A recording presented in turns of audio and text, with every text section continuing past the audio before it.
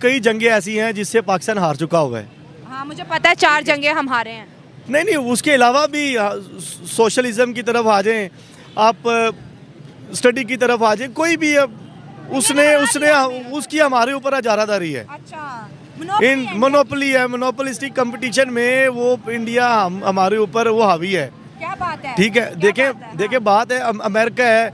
अब हम अगर फेसबुक खोलते हैं अच्छा तो सबसे पहले वो उनका ट्रेडिशन आता है, हमारा कल्चर आने की बजाय। अगर कोई यूट्यूब खोलते हैं उनका कल्चर आता है, उनका इंडियन कल्चर आता है जिसको हमने अडॉप्ट किया और हम उससे लाइक करते हैं। सालों में इंडिया ने काफ़ी तरक्की की है, मानने की बात है। इंडिया ने काफ़ी तरक्की की है। जो सर्विसेज यूएस दे रहा था वो इंडिया दे रहा है, वो उन्होंने काफ़ी तरक्की की है इंडिया ने। उनके जो प्राइम मिनिस्टर हैं मोदी, नरेंद्र मोदी हैं, जो दूसरी दफ़ा सेलेक्ट हुए हैं, तो अगर वो कुछ ना कुछ अच्छे काम कर रहे हैं इंडिया में, हमें भी नज़र आ रहा है कि इंडिया तरक्की कर रहा है। तो अच्छी सर्विसेज हैं इंडिया की तरफ से, तरक्की कर रहा है इंडिया। तो अगर वो तरक्की कर रहा है, उनके पास इतनी टेक्नोलॉजी है कि दूसरी जो कंट्रीज़ हैं उनकी सपोर्ट कर सकता है, तो वो अच्छी बात है। उनको मतलब जज्बा फॉर सेल, जज्बा है। लेकिन पाकिस्तान भी एक एटॉमिक पावर है, न्यूक्लियर पावर है पाकिस्तान भी। और वैसे भी हमारी हिस्ट्री देखी जाए 65 में भी हुआ है, 97 में 71 में भी ये हुआ है। तो क्या हुआ था?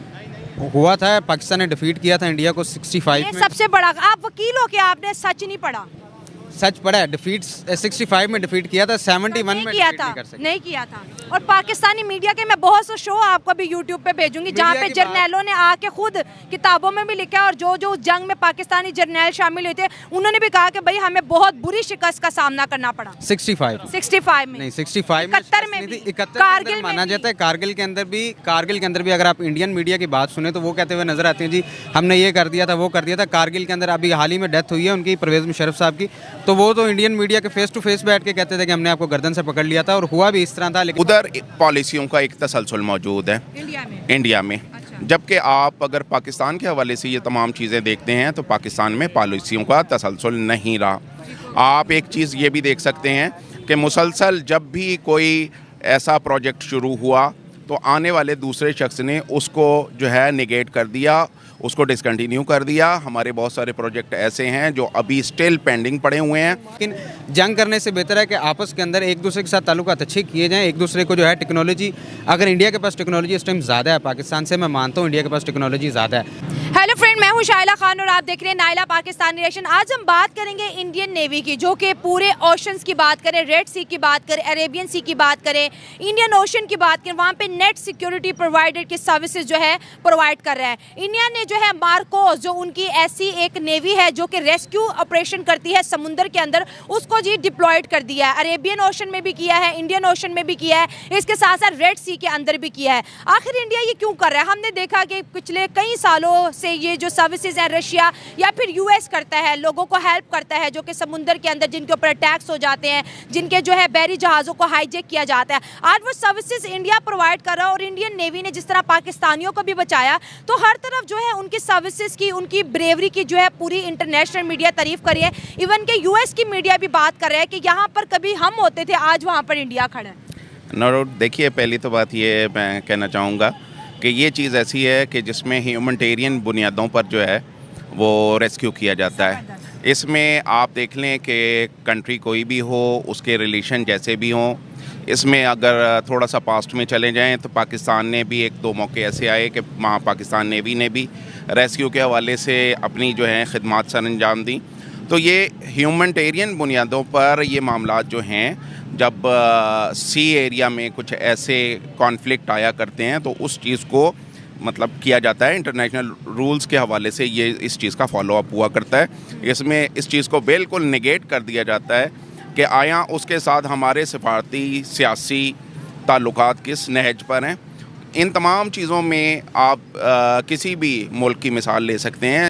जी बिल्कुल, बहुत अच्छा काम है। अगर इंडिया जैसा मुल्क ये काम कर रहा है तो बहुत अच्छा खैर सगाली का पैगाम है पूरी दुनिया के लिए इंडिया की तरफ से। अगर मार्कोस ये काम कर रही है, पाकिस्तान और इंडिया की शुरू से हम तो यही सुनते हैं कि आपस में बहुत मुखालफत है, लेकिन हाल ही में मैंने सुना है कि इंडिया ने पाकिस्तानी कुछ जो हैं माहीगिर पकड़े हुए थे, 19 माहीगिर रेस्क्यू किया, तो बहुत अच्छी बात है। अगर वो खैर सगाली का पैगाम इंडिया जैसा मुल्क दे रहा है पाकिस्तान के लिए, पाकिस्तान के लोगों को अगर वो रेस्क्यू कर रहा है तो अच्छी बात है। इस तरह का काम हमें भी करना चाहिए, बाकी जो है कंट्रीज़ उनको भी करना चाहिए एक दूसरे के लिए।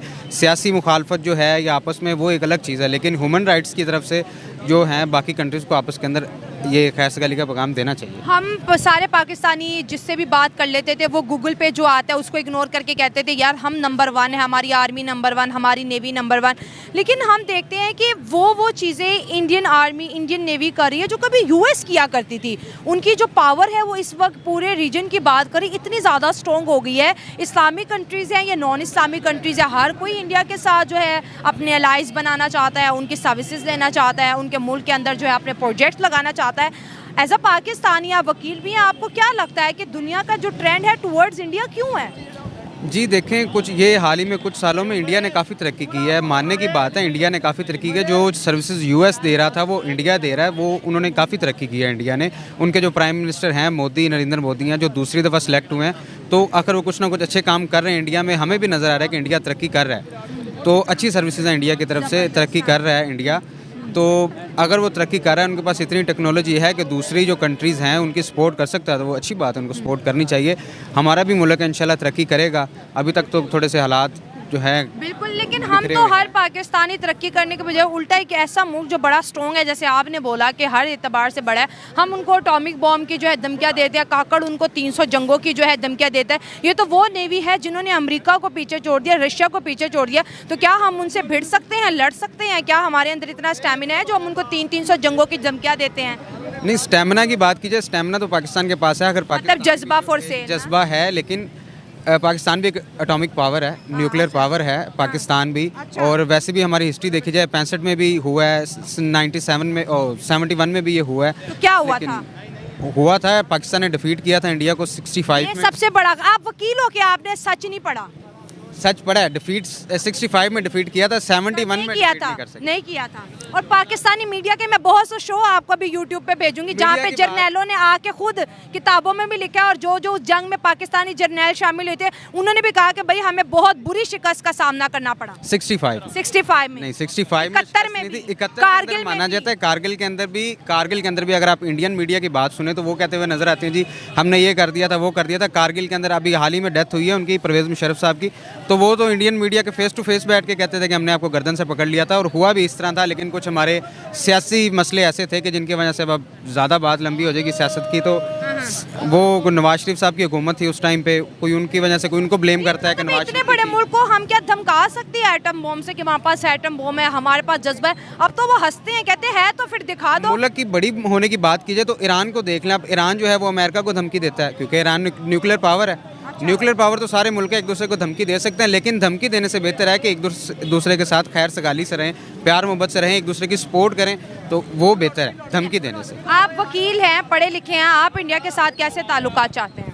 बिल्कुल अच्छे ताल्लुकात चाहते हैं। हाल ही में हमारे जो प्राइम मिनिस्टर साहब गुजरे हैं, इमरान खान साहब, उन्होंने बहुत अच्छा जो है वो पैगाम दिया था इंडिया की राहदारी खोल के, करतारपुर राहदारी खोल के। लेकिन ट्रेड सारी उसने बंद कर दी थी इमरान खान ने।